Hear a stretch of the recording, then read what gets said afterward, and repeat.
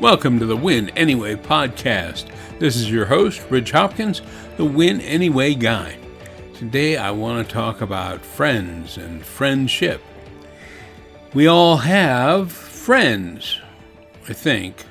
I don't think there's anybody out there who doesn't have at least one friend, but there might be. But let's talk about the world that we live in now, where it is a little bit confusing as to who our friends are and who they are not, at what level of friendship we are at, and what we can really ask our friends to do and not to do. Okay, we understand, I think, one-to-one friendship. People that we were friends with when we were kids, when we went to high school. We have friends from college. We might have friends that we developed at church. People that we do stuff with, that we talk to all the time, that we'll invite over for dinner, we'll go see a movie with. Personal interaction. Those are friends. Good friends. And the more personal interaction you have, the better friends you are. Of course, then you have friends where it's personal interaction, but it's on a lesser scale. Maybe you get together once or twice a year. Maybe you're only friends because you work together or go to church together, and so you see each other because you have to, or you end up at similar functions. You're still friends. You could still call them, most likely, if you need something from them or want to provide something for them. But they're not the deep, personally based relationships that I talked about just a moment ago.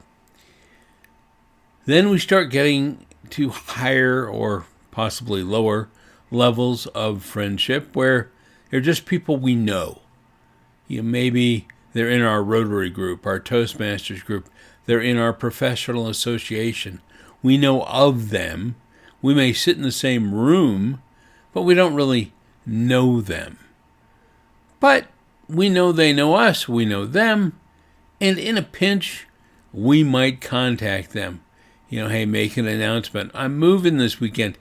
Anybody have a chance? And then you find out that some of them might actually be real friends. And they come over with their truck, or they help load up the truck you've rented. Then you get into social media. Facebook, of course, built on friends, very specifically.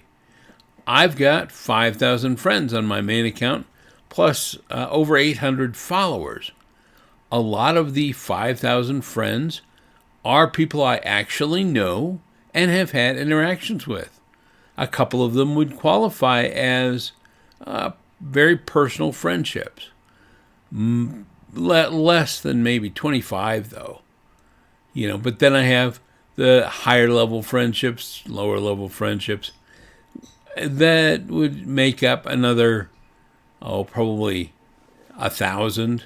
Mostly because I'm in Toastmasters, which is a worldwide group. I've been there 25 years. I've gotten to meet so many people and interact with so many people that it's higher probably than the normal count. But then you end up with friends who really aren't friends. They're acquaintances, people who know of you, people you know of, but you probably wouldn't ever contact if you really needed something. You might get in touch with them to ask their advice on their particular expertise, but they're just essentially professional contacts. And then you have the people that you really don't know at all, but you tried to friend them because you know who they are, and it was like collecting baseball cards, right? Can I get your name on my Facebook page? Can I see what you're saying all the time? I want to be your fan. So you're not really friends. You're fans, or they're fans of you. Then it gets even more obscure when you start talking about Twitter or X or even LinkedIn. Let's go to Twitter. I've got 55,000 people on Twitter that are following me. I know almost none of them. And those that I do know, I'm also connected with on all the other channels. But most of those people, no. They are literally just followers. And most of them who follow me probably still have no clue who I am, but they happen to like the fact that one time I tweeted about the Broncos winning the Super Bowl, or that I didn't like what our president was doing at any given time, or whatever. LinkedIn, somewhere between X and Facebook. A lot of personal friends. You want to make sure you're connected there, just to make sure that, if Facebook ever goes away, you've got LinkedIn, or vice versa. But a lot of professional relationships that you try to create that you would never create over on Facebook. You're friending people because they're at certain companies. They know somebody you know, and you want to perhaps leverage your relationships at some point in the future.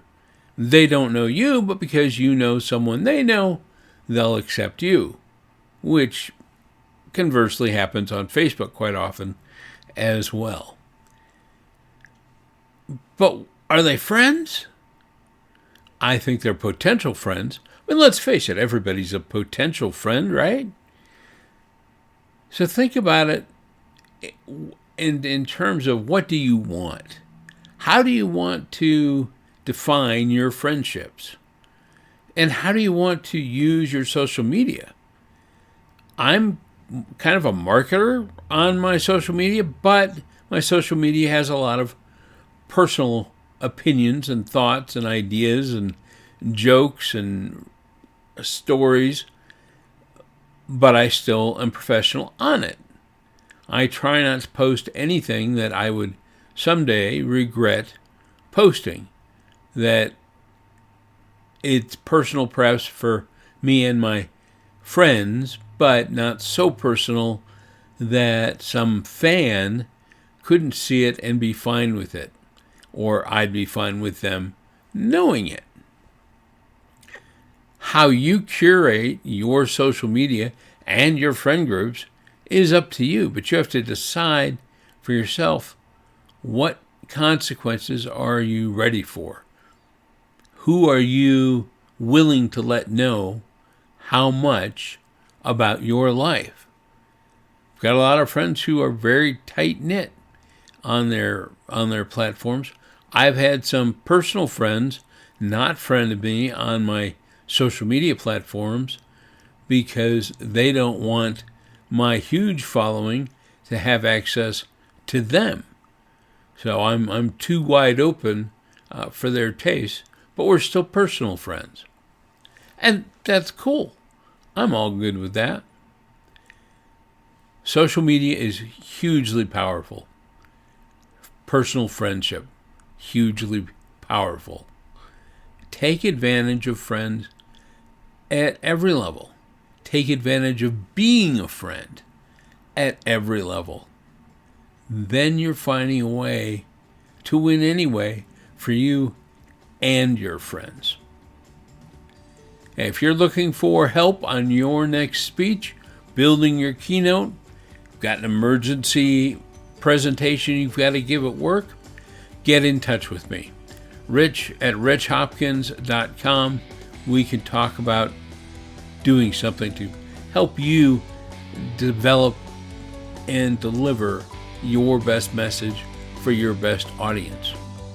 And if you're looking for a speaker for your group, your association, whoever, and you need someone to talk about how they all can win anyway, that they don't have to let the world define their victories and their losses for them, but they can control their victories for themselves, bring the Win Anyway guy in.